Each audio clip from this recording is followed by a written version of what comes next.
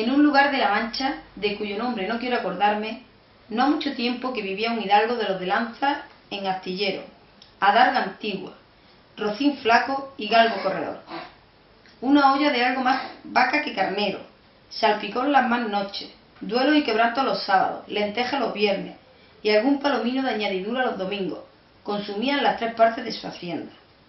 El resto de ella concluía sayos de velarte, calzas de velludo para las fiestas con sus pantuflos de lo mismo, y los días de entre semanas se honraba con su vellorí de lo más fino. Tenía en su casa un ama que pasaba de los 40, y una sobrina que no llegaba a los 20, y un mozo de campo y plaza, que así ensillaba el rocín como tomaba la podadera. Frisaba la edad de nuestro hidalgo con los 50 años. Era de complexión recia, seco de carne, enjuto de rostro, gran madrugador y amigo de la caza. Quieren decir que tenía el sobrenombre de Quijada o Quesada, que en esto hay alguna diferencia en los autores que de este caso escriben, aunque por conjeturas verosímiles se deja entender que se llamaba Quijana. Pero esto importa poco a nuestro cuento, basta que en la narración de él no se salga un punto de la verdad. Es pues de saber que este sobredicho hidalgo, los ratos que estaba ocioso, que eran los más del año, se daba a leer libros de caballería con tanta afición y gusto que olvidó casi todo punto de ejercicio de la caza y aún de la administración de su hacienda. Y llegó tanto su curiosidad y desatino en esto que vendió muchas hanegas de tierra de sembradura para comprar libros de caballería en que leer, y así llevó a su casa todos cuantos pudo haber de ellos, y de todos ninguno le parecía tan bien como los que compuso el famoso Feliciano de Silva. Porque la claridad de su prosa y aquellas intricadas razones suyas le parecían de perlas, y más cuando llegaba a leer aquellos requiebros y cartas de desafíos, donde en muchas partes hallaba escrito: la razón de la sinrazón, que a mi razón se hace, de tal manera mi razón enflaquece, que con razón me quejo de vuestra fermosura. Y también cuando leía: los altos cielos que de vuestra divinidad divinamente con las estrellas os fortifican y os hacen merecedora del merecimiento que merece la vuestra grandeza. Con estas razones perdía el pobre caballero el juicio, y desvélase las por entenderlas y desentrañarles el sentido, que no se lo sacara ni las si entendiera el mismo Aristóteles, si resucitara para solo ello. No estaba muy bien con las heridas que don Melanías daba si recibía, porque se manejaba que, por grandes maestros que lo hubiesen curado, no dejaría de tener el rostro y todo el cuerpo lleno de cicatrices y señales. Pero, con todo, alababa en su autor aquel acabar su libro con la promesa de aquella inacabable aventura, y muchas veces le vino el deseo de tomar la pluma y darle fin de letra como allí le prometió. Sin duda alguna lo hiciera, y aún saliera con ello si otros mayores y continuos pensamientos se lo estorbaban. Tuvo muchas veces competencia con el cura de su lugar, que era hombre docto graduado en Sigüenza, sobre cuál había sido mejor caballero, Palmerín de Inglaterra o Amadís de Gaula. Mas maese Nicolás, barbero del mismo pueblo, decía que ninguno llegaba al caballero del Febo, y que si alguno se le podía comparar, era don Galaor, hermano de Amadís de Gaula, porque tenía muy acomodada condición para todo, que no era caballero melindroso ni tan llorón como su hermano, y que en lo de la valentía no le iba en zaga. En resolución, él se enfrascó tanto en su lechura que se le pasaban las noches leyendo de claro en claro, y los días de turbio en turbio, y así, del poco dormir y del mucho leer, se le secó el cerebro, de manera que vino a perder el juicio. Llenósele la fantasía de todo aquello que leía en los libros, así de encantamentos como de dependencias, batallas, desafíos, heridas, requiebros, amores, tormentas y disparates imposibles. Y asentósele de tal modo en la imaginación que era verdad toda aquella máquina de aquellas soñadas invenciones que leía, que para él no había otra historia más cierta en el mundo. Decía él que el Cid Ruy Díaz había sido muy buen caballero, pero que no tenía que ver con el caballero de la ardiente espada, que de solo un revés había partido por medio 2 fieros y descomunales gigantes. Mejor estaba con Bernardo del Carpio, porque en Roncesvalles había muerto a Roldán el Encantado, valiéndose de la industria de Hércules, cuando ahogó a Anteo, el hijo de la tierra, entre los brazos. Decía mucho bien del gigante Morgante, porque con ser de aquella generación gigantea, que todos son soberbios y descomedidos, él solo era afable y bien criado. Pero sobre todos, estaba bien con Reinaldos de Montalbán, y más cuando le veía salir de su castillo y robar cuantos topaba, y cuando en Allende robó aquel ídolo de Mahoma que era todo de oro, según dice su historia. Diera él por dar una mano de coces al traidor de Galalón, al ama que tenía y aun a su sobrina de añadidura.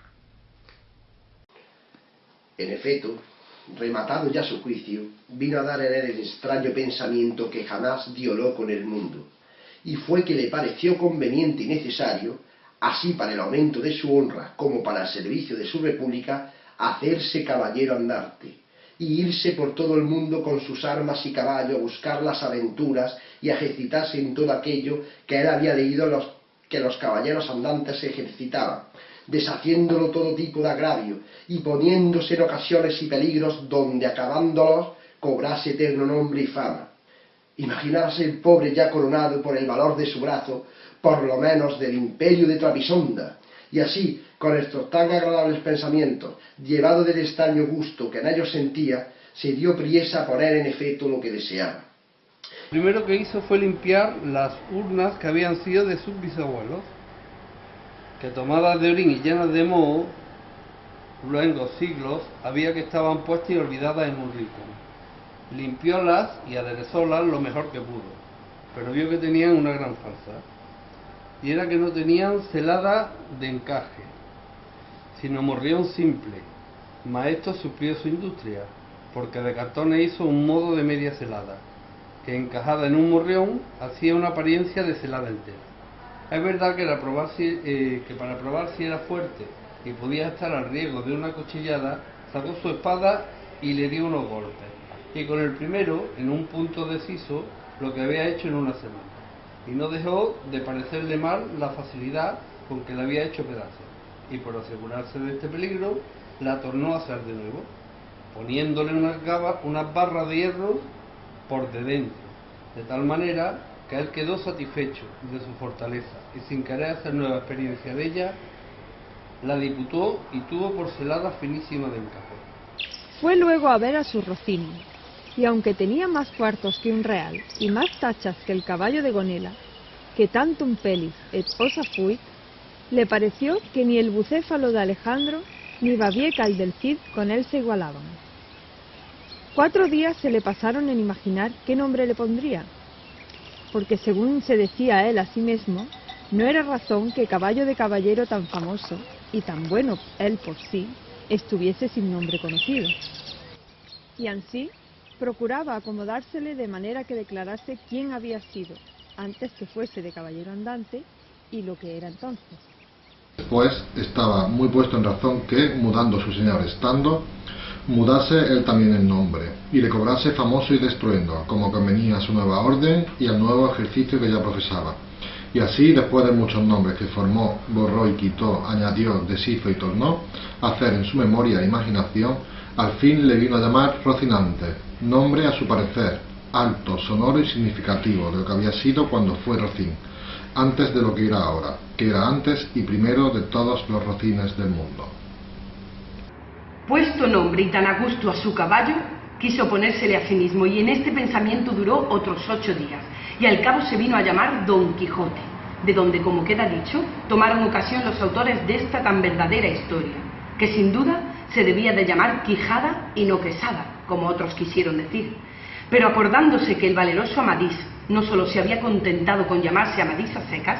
sino que añadió el nombre de su reino y patria por epila famosa, y se llamó Amadís de Gaula, así quiso como buen caballero añadir al suyo el nombre de la suya y llamarse Don Quijote de la Mancha, con que a su parecer declaraba muy al vivo su linaje y patria, y la honraba por tomar el sobrenombre de ella. Limpias pues sus armas, hecho el morrión celada, puesto nombre a su Rocín y confirmándose a sí mismo, Se dio a entender que no le faltaba otra cosa sino buscar una dama de quien enamorarse, porque el caballero andante sin amores era árbol sin hojas y sin fruto y sin cuerpo, sin alma. Decíase él: si yo, por manos de mis pecados o por mi buena suerte, me encuentro por ahí con algún gigante, como de ordinario les acontece a los caballeros andantes, y le derribo de un encuentro, o le parto por mitad del cuerpo, o finalmente le vento y le rindo, ¿no será bien tener a quien enviarle presentado, y que entre y se hinque de rodillas ante mi dulce señora y diga con voz humilde y rendido: yo, señora, soy el gigante Caraculiandro, señor de la ínsula, Malindrania, a quien venció en singular batalla el jamás, como se debe al alabado caballero Don Quijote de la Mancha, el cual me mandó que me presentase ante vuestra merced para que la vuestra grandeza disponga de mí a su talante? ¡Oh! ¿Cómo se holgó nuestro caballero cuando hubo hecho este discurso, y más cuando halló a quien dar nombre de su dama? Y fue, a lo que se cree, que en un lugar cerca del suyo había una moza labradora de muy bien parecer, de quien él un tiempo anduvo enamorado, aunque, se entiende, ella jamás lo supo ni se dio cata de ello. Llamábase Aldonza Lorenzo, y a ésta le pareció ser bien darle título de señora de sus pensamientos, y buscándole nombre que no desdijese mucho del suyo, y que tirase y se encaminase al de princesa y gran señora, vino a llamarla Dulcinea del Toboso, porque era natural del Toboso, nombre, a su parecer, músico y peregrino, y significativo, como todos los demás que a él y a sus cosas había puesto. Hechas pues estas prevenciones, no quiso guardar más tiempo a poner en efecto su pensamiento, apretándole a ello la falta que él pensaba que hacía en el mundo su tardanza, según eran los agravios que pensaba deshacer, tuertos que enderezar, sin razones que enmendar y abusos que mejorar y deudas que satisfacer. Y así, sin dar parte a persona alguna de su intención y sin que nadie le viese, una mañana, antes del día, que era uno de los calurosos del mes de julio, se armó de todas sus armas, subió sobre su rocinante, puesta su mal compuesta celada, embrazó su adarga, tomó su lanza y por la puerta falsa de un corral salió al campo con grandísimo contento y alborozo de ver con cuánta facilidad había dado principio a su buen deseo. Más apenas se vio en el campo, cuando les asaltó un pensamiento terrible, y tal, que por poco que le hiciera dejar la comenzada empresa, y fue que le vino a la memoria que no era armado caballero, y que conforme a la ley de la caballería no podía ni debía tomar armas con ningún caballero. Y puesto que lo fuera, había de llevar armas blancas, como novel caballero, sin empresa en el escudo, hasta que por su esfuerzo la ganase. Estos pensamientos le hicieron titubear en su propósito, mas pudiendo más su locura que otra razón alguna, propuso hacerse armar caballero del primero que topase, a imitación de otros muchos que así lo hicieron, según él había leído en los libros que tal le tenían. En lo de las armas blancas pensaba limpiarlas de manera en teniendo lugar, que lo fuesen más que a un armiño, y con esto se quietó y prosiguió su camino, sin llevar otro que aquel que su caballo quería, creyendo que en aquello consistía la fuerza de la aventura. Yendo pues, caminando nuestro flamante aventurero, iba hablando consigo mesmo y diciendo: ¿quién duda sino que en los venideros tiempos, cuando salga a la luz la verdadera historia de mis famosos hechos, que el sabio que los escribiere no ponga, cuando llegue a contar mi primera salida tan de mañana, de esta manera? Apenas había el rubicundo Apolo tendido por la faz de la ancha y espaciosa tierra, las doradas hebras de sus hermosos cabellos, y apenas los pequeños y pintados pajarillos con sus arpadas lenguas habían saludado con dulce meliflua armonía la venida de la rosada aurora, que, dejando la blanda cama del celoso marido por las puertas y balcones del manchego horizonte a los mortales se mostraba, cuando el famoso caballero Don Quijote de la Mancha, dejando las ociosas plumas, subió sobre su famoso caballo Rocinante y comenzó a caminar por el antiguo y conocido campo de Montiel. Y era la verdad que por él caminaba, y añadió diciendo: dichosa edad y siglo dichoso aquel a donde saldrán a luz las famosas hazañas mías, dignas de entallarse en bronce, esculpirse en mármoles y pintarse en tablas para memoria o en lo futuro, Oh tú, sabio encantador, quien quiera que sea, a quien ha de tocar de ser el coronista de esta peregrina historia, ruégote que no te olvides de mi buen Rocinante, compañero eterno mío en todos mis caminos y carreras. Luego volvía diciendo, como si verdaderamente fuera enamorado: oh princesa Dulcinea, señora de este cautivo corazón, mucho agravio me habéis fecho en despedirme y reprocharme con el riguroso afincamiento de mandarme no parecer ante la vuestra hermosura. Plegaos, señora, de membraros deste vuestro sujeto corazón, que tantas cuitas por vuestro amor padece. Con estos iba ensartando otros disparates, todos al modo de los que sus libros le habían enseñado, imitando en cuanto podía su lenguaje. Con esto caminaba tan despacio y el sol entraba tan apriesa y con tanto ardor que fuera bastante a derretirle los sesos si algunos tuviera. Casi todo aquel día caminó sin acontecerle cosa alguna, lo cual se le esperaba, porque quisiera topar con quien hacer experiencia del valor de su fuerte brazo. Autores hay que dicen que la primera aventura que le vino fue la del puerto de Lápice, otros dicen que la de los molinos de viento, pero lo que yo he podido averiguar en este caso, y lo que haya en el escrito de la Balada de la Mancha, es que él anduvo todo el día, y al anochecer, su rocín y él hallaron cansados y muertos de hambre, y que, mirando todas las partes, que así les descubrieran algún castillo o alguna bajada de pastores donde recogerse, y donde pudieran remitir su mucha hambre y necesidad.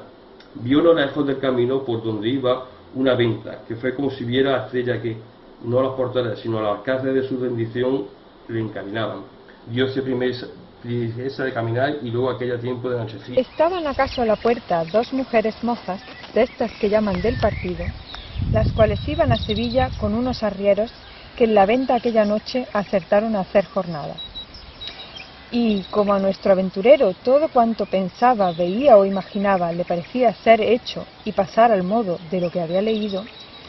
luego que vio la venta, se le representó que era un castillo con sus 4 torres y chapiteles de luciente plata, sin faltarle su puente levadizo y honda cava, con todos aquellos adherentes que semejantes castillos se pintan. Fuese llegado a la venta que a él le parecía castillo, y a poco trecho de ella detuvo las riendas a Rocinante, esperando que algún enano se pusiese entre las almenas a dar señal con alguna trompeta de que llegaba caballero al castillo. Pero como vio que se tardaban y que Rocinante se daba priesa por llegar a la caballeriza, se llegó a la puerta de la venta y vio a las 2 distraídas mozas que allí estaban, que a él le parecieron 2 hermosas doncellas o 2 graciosas damas que delante de la puerta del castillo se estaban solazando. En esto sucedió acaso que un porquero que andaba recogiendo de unos rastrojos una manada de puercos, que sin perdón así se llaman, tocó un cuerno, a cuya señal ellos se recogen, y al instante se le representó a Don Quijote lo que deseaba, que era que algún enano hacía señal de su venida, y así, con extraño contento, llegó a la venta y a las damas, las cuales, como vieron venir un hombre de aquella suerte armado y con lanza y adarga llenas de miedo, se iban a entrar en la venta, pero Don Quijote, coligiendo por su ira su miedo, alzándose la visera de papelón y descubriendo su seco y polvoroso rostro, con gentil talante y voz reposada, les dijo: no fuyan las vuestras mercedes ni teman desaguisado alguno. Ca a la orden de caballería que profeso non toca ni atañe facerla ninguno, cuanto más a tan altas doncellas como vuestras presencias demuestran. Miraban en las mozas y andaban con los ojos buscándole el rostro, que la mala visera le encubría, mas como se oyeron llamar doncellas, cosa tan fuera de su profesión, no pudieron tener la risa, y fue de manera que Don Quijote vino a ponerse y a decirles: bien parece la mesura en las fermosas, y es mucha sandez, además la risa que de leve causa procede. Pero no vos lo digo porque os acuitedes ni mostrades mal talante, que el mío non es de al que de serviros. El lenguaje no entendió de las señoras y el mal talle de nuestro caballero acrecentaba en ellas la risa y en él el enojo. Y pasara muy adelante si a aquel punto se saliera el ventero, hombre que por ser muy gordo era muy pacífico, el cual viendo aquella figura contrahecha, armada de armas tan desiguales como eran la brida, lanza, adarga y coselete, no estuvo en nada en acompañar a las doncellas en las muestras de su contento. Mas, en efecto, teniendo la máquina de tantos pertrechos, determinó de hablarle comedidamente. Y así le dijo: si vuestra merced, señor caballero, busca posada, amén del lecho,